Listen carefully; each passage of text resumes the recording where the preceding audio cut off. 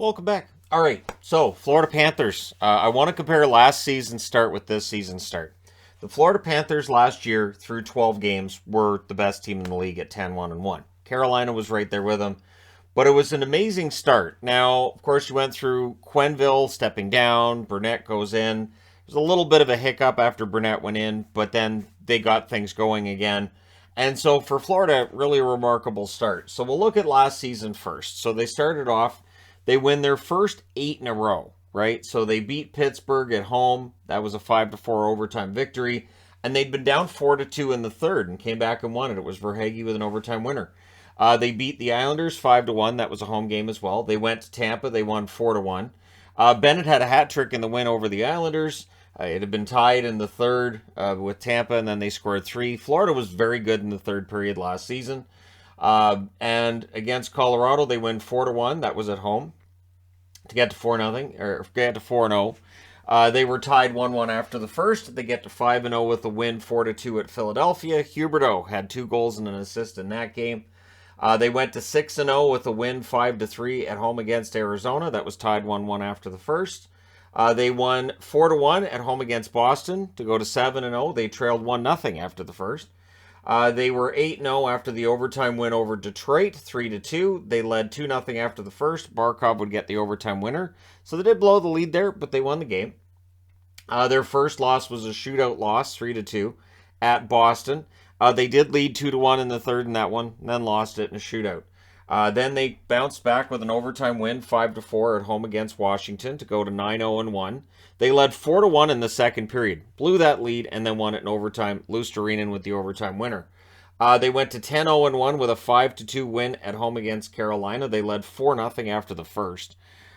Didn't really flirt with losing the game, of course. They still win at 5-2. And then they go to 10-1-1 with their first regulation loss being in their 12th game. That was a 4-3 loss at New York, but they were down 4-0 after the second, so they very nearly came back and tied that game. So this year, it's been a little different. It started off similar. They start with a win at New York against the Islanders 3-1. That was tied in the third 1-1. They won 4-3 at Buffalo. It was tied 2-2 after the first. So this is Florida picking it up later in the game and coming up with the goals when they need them to win. And then they lost 5-3 at Boston. So they go to 2-1. They suffer their first regulation loss 3 games into the season rather than 12. But then that one they were down 4-1 in the third, so they did come back. 3-1 record with a 4-3 win versus Philadelphia. So they're at home. They beat Philadelphia 4-3. It was tied 2-2 after the second. So again, a good third period by Florida. Then they lose in overtime. And that one was at home against Tampa Bay. That's a 3-2 game. They did lead 2-1 after the second period. So Tampa Bay comes back and gets the victory. They go to 4-1-1 with a win at home against the New York Islanders, 3-2. They led 2-1 after the second. They did win that one, 3-2. That was in regulation. 4-2-1 is the record after a loss at Chicago, 4-2. So they dropped to 4-2-1. They were down 3-0 after the second period. They did make it interesting, but they lost 4-2. They dropped to 4-3-1 with a 4-3 loss at Philadelphia. So this is something we didn't see last year early in the season. This is why I talk about how early season points are really important, and they end up getting a President's Trophy in part because of the 10-1-1 start they had last year. So the loss at Philadelphia drops them to 4-3-1. They were tied 2-2 after the first period, so it was a pretty high-scoring game at that stage. Then they go to 5-3-1 with a win 5-3 at home against Ottawa. They led that game 2-0 after the first and cruised to the 5-3 win. Then they lost at Arizona, and that puts them at 5-4-1. That's a 3-1 loss. It was tied 1-1 after the second. Vejmelka had a fantastic game, but Florida just could not figure out how to get past him. And again, it's one of those losses you're going to look at later in the season and ask, so is that what cost Florida maybe a better playoff spot, right? Then they won in a shootout at San Jose to go to 6-4-1. They won 4-3. Reinhart had the shootout winner. He still does not have a goal to his name, though, in regulation. Shootout winners don't count as goals on their overall record. And then they lost last night to go to 6-5-1 with the loss, 5-4 at LA. They led 1-0 after the first. They're having problems with the the mystique they had last year, which was Florida was never down and out. I don't think last year they had as many comeback victories as they had the season before, and I've discussed how eventually those comebacks fade. The one thing with Florida is, could they very well be pacing themselves? Because they won the President's Trophy last year and they lost in the playoffs. And I've talked about that in the past, how, teams have to know how to peak at the right time, and maybe Florida peaked early in the season. That was the problem. But if we look at the overall numbers, last year, Huberdeau, who's of course gone, in 80 games had 30 goals, 85 assists, 115 points. Florida would love to have that kind of production right now. Barkov, 67 games, 39 goals, 49 assists, 88 points. Is Barkov being adversely affected with the loss of Huberdeau? And it's interesting because Tkachuk's numbers have been really good, but the rest of the teammates around him haven't been as strong as they were the year before.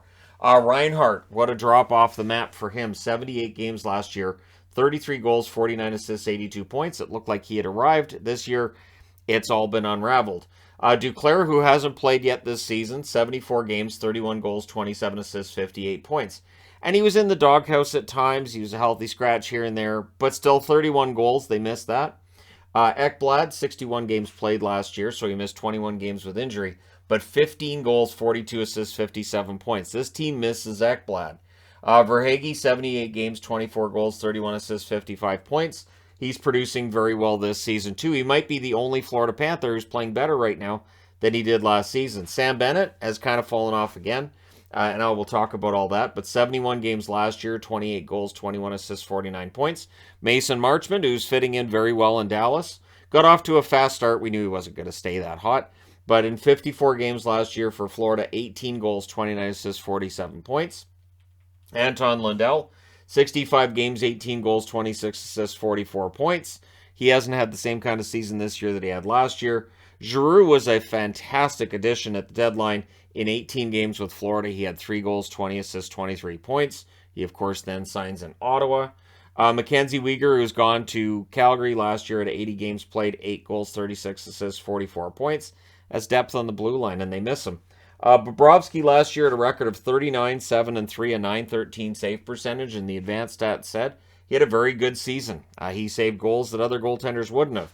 And Spencer Knight, 19, 9, and 3, 908 save percentage. Of course, at one point last year, Florida sent him down to the minors, but it seemed to work. It seemed to get him his game back. So when you look at the numbers too, last year 337 goals, they were first in that category. 242 goals against puts them at 12th.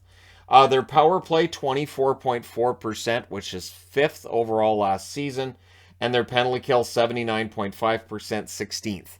So the defensive numbers weren't fantastic, but this was a team that was geared to go out there and win those games and blast their doors off and win 8-3, 7-4. 9-2, whatever they had to do, right? And there was a lot of games last year where they did that. Not as much early in the season. That's the interesting thing. They never scored more than 5 goals during their 10-1-1 run to start the season, but they would definitely score more than 5 goals on numerous occasions as the season went along. So what's happened this year, if you look at it, Tkachuk, 12 games, 5 goals, 12 assists, 17 points. Tkachuk's been very good. Now, he's on the road to his suspension as I'm recording this, but he's been good for them.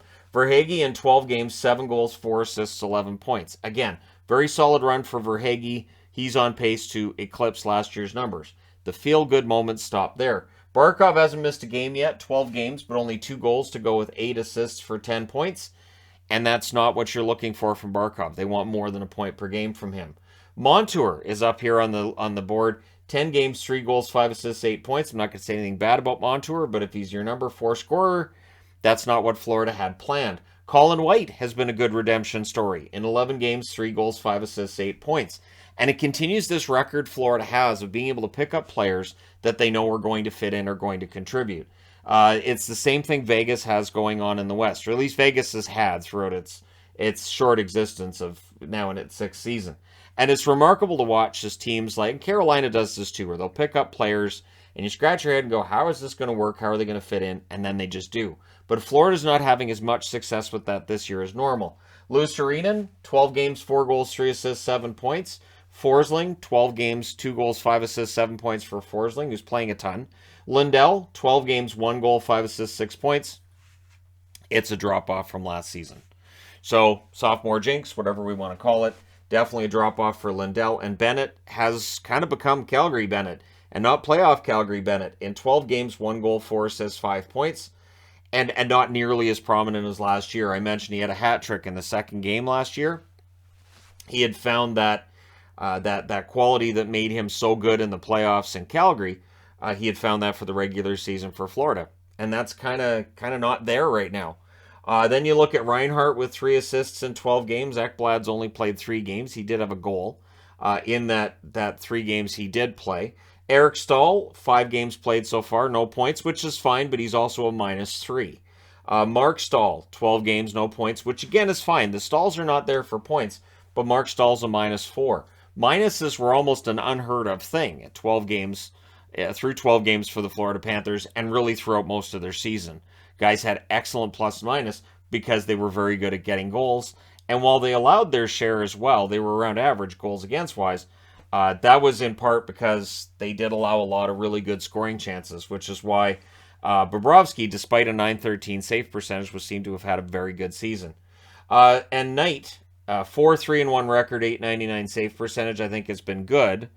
Not fantastic, right? Bobrovsky, 3-4-1, .897 save percentage. And there's been a couple of goals on him that I've seen that I've said, yeah, that he should have had that. And so with Bobrovsky, you also have the added pressure of that huge contract, right? Which is an added pressure for a few guys. And the salary cap definitely has created a bit of a problem for Florida in terms of keeping everybody together. I think Marchment would still have been here if not for the salary cap. I think they would have found a way to bring Huberdeau back and keep him. I think they would have found a way to keep Weegar. But again, salary cap restricts teams from being able to do that. Their goal scoring this year, 38 goals scored. They're 19th in average goals per game right now because everybody's played a different amount. And goals against, they've got 39. They're 18th on average in goals against. So they've allowed 1 more goal than they've scored. And last year, they almost had 100 more goals for than against. So this was a team that had swarming offense, tons of goals scored, and this year the puck's just not going in. So you've got Barkov, you've got Lindell, you've got Bennett, you've got Reinhart. These are 4 guys just off the top who are not producing the way that it was expected of them this season. Their power play is a woeful 10.2%, which is 31st in the NHL. Their penalty kill is not very good either. It's 72.3%, which is 28th. When you do not have a very good power play, you end up in a situation where teams play a little bit tougher. They're not as worried about taking a penalty. We've heard this where a team, and last year with Florida we heard this, you got to watch how you play against Florida because if you take that penalty, they can hurt you.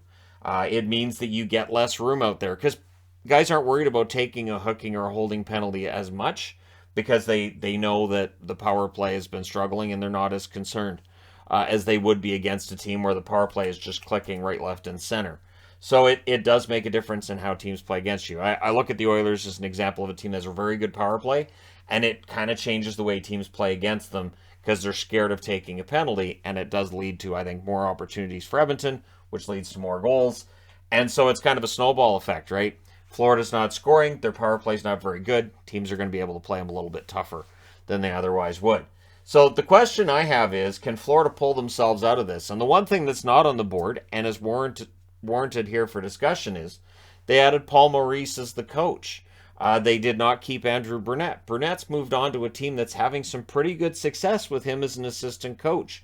Is that just a coincidence, or is that part of it as well? If this team misses the playoffs, does Paul Maurice just last 1 year in Florida? Or if this team's below the playoff line by, say, the end of November, do they look to make a change then? And what change do you make? It is interesting because it feels like there's a lot of parts of this team that just aren't quite clicking, and that the parts are still there to have a pretty darn good team, but it is hard to replace Huberdeau. It is hard to replace Weegar.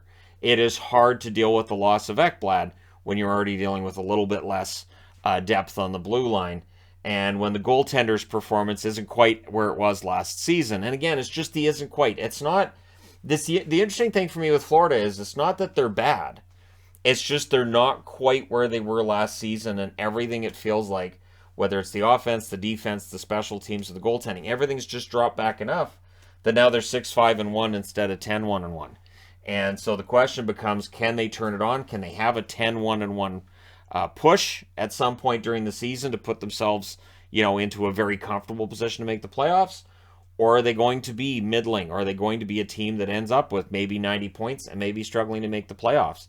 Let me know your thoughts in the comment section below as always. Of course, 90 points wouldn't make the playoffs in the East. But let me know your thoughts. Don't forget to hit like and subscribe if you're browsing your way through, you just happened upon this video. And yeah, if you're a Panthers fan, what do you think is the primary reason that this team just doesn't look anything like the one from last year? Or is it just puck luck and it'll start going in, it'll be fine? Let me know your thoughts. Thank you guys so much for all your support. I will talk to you again soon.